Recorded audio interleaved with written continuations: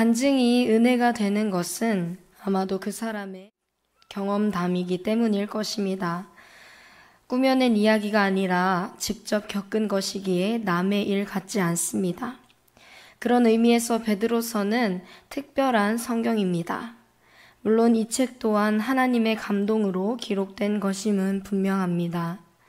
하지만 성경은 언제나 저자의 개성을 훼손하는 법이 없습니다. 지성적인 바울이나 사색적인 요한과 다르게 베드로는 대부분 자기 이야기를 합니다. 다급하고 간곡한 필지는 베드로 본인의 성격 그대로입니다. 오늘 이야기도 그렇습니다. 만물의 마지막이 가까이 왔으니 정신을 차리고 깨어 기도하라는 것입니다. 조금 더 적극적으로 이야기하면 오늘이 마지막인 것처럼 살라는 것입니다. 지난주 청년부 수련회를 다녀왔습니다. 그곳은 3일 동안 하루에 12시간 정도를 예배만 드립니다. 삼시세끼 먹는 것을 제외하고는 다 말씀과 찬양, 기도뿐이었습니다. 그런데 그냥 기도만 하는 것은 아니었습니다. 땀방울이 핏방울이 되기까지 기도하셨다는 그 예수님의 말씀이 무엇인지 이해가 될 만큼 기도에 온 힘을 다하도록 훈련을 시켜주셨습니다. 정말이지 예수님께 나의 온갖 더러운 죄악들, 회개거리, 내 욕심의 정욕들을 다 토해내도록 오늘이 마지막인 것처럼 기도를 시키셨습니다. 그리고 1,500명이 모인 그곳에서 모르는 사람들을 끌어안고 눈물로 기도하고 예수님께서 제자들의 발을 씻겨주시고 기도해 주셨던 것처럼 우리도 서로 얼굴은 모르지만 예수님의 마음으로 서로의 발을 만지며 기도했습니다.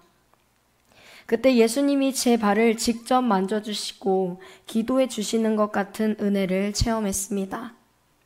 그리고 십자가를 만지며 십자가에 나의 죄악들을 버리고 또 새롭게 결단하여 살아가도록 기도하게 해주셨습니다. 정말 뿌리까지 뽑아버리는 듯한 기도의 시간들이었습니다.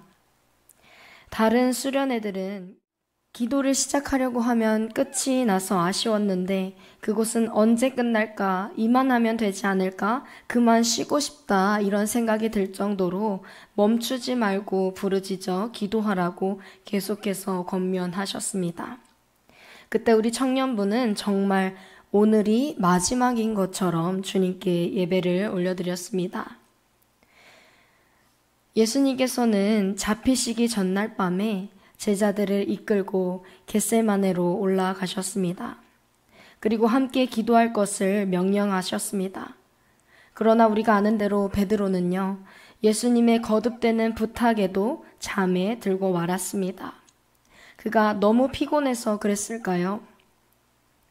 그는 내일 기도하면 된다고 생각했을지 모릅니다. 하지만 바로 몇 시간 후에 벌어진 일은 끔찍했습니다. 베드로가 예수님을 모른다고 부인한 것이기 때문입니다.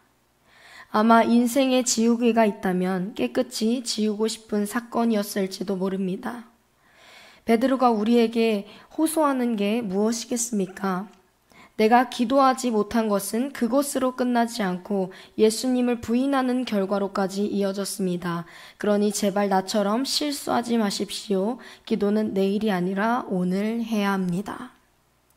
이처럼 기도하지 않으면 실수가 발생합니다. 바로 예수님을 부인하는 결과까지 이어진 대실수였던 것이지요. 우리는 기도하지 않으면 실수합니다. 사실 청년부 수련회가 끝났다고 해서 3일 동안 엄청난 기도를 했다고 해서 끝이 나면 우리는 똑같은 실수를 반복하게 될 것입니다. 그래서 예수님은 우리에게 쉬지 말고 기도하라 말씀하십니다. 그 이유는 우리는 기도 없이는 실수하는 죄인들이기 때문입니다. 기도할 때 하나님께서는 우리의 실수를 박으십니다. 재림을 참으신 주님이 오늘이라도 당장 오실지 모릅니다. 심판의 날엔 모든 인생이 영생 또는 멸망으로 갈릴 텐데 그게 오늘일 수도 있지 않겠습니까? 그래서 근신과 기도의 능력으로 마땅히 할 일을 하라는 것입니다. 이번 주에 학생부에게도 비슷한 설교를 했습니다. 기름을 준비한 5처녀는 신랑이신 예수님과 혼인잔치에 들어갔지만 기름을 준비하지 않은 5처녀는 그 잔치에 들어가지 못했다는 내용의 설교였습니다. 맞습니다. 우리는 기름을 준비한 5처녀들처럼 기름을 준비해야 합니다. 그 기름은 하나님과 계속 교제하는 삶입니다. 그리고 깨어서 기도하는 것입니다. 예수님은 말씀하셨습니다. 그런즉 깨어 있으라. 너희는 그 날과 그때를 알지 못하느니라. 오늘이 마지막인 것처럼 깨어서 기도하십시오. 뜨겁게 서로를 사랑하고 서로를 대접하기를 원망 없이 하며 선한 청지기 같이 봉사하는 것은 내일이 아니라 바로 오늘 할 일입니다. 오늘이 마지막이라면 어떻게 우리가 그 일을 미룰 수 있겠습니까? 사랑하는 여러분, 오늘이 마지막인 것처럼 살아야 합니다. 정신을 차리고 근신하여 기도해서 범사의 예수 그리스도로 말미암아 하나님이 영광 받으시게 하는 복된 모두가 되기를 주님의 이름으로 소망합니다.